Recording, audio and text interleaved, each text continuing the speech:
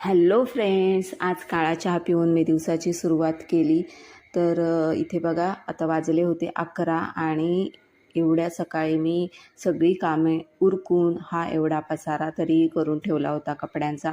इकडं सगळ्या साड्या आणि इकडं सगळे ब्लाऊज पीस काढून ठेवले होते, कारण मला या साड्यांचे फॉल आणि ब्लाऊज पीसाचे अस्तर आणायचे होते, दोरे आणायचे होते, लेस वगैरे आणायचं होतं.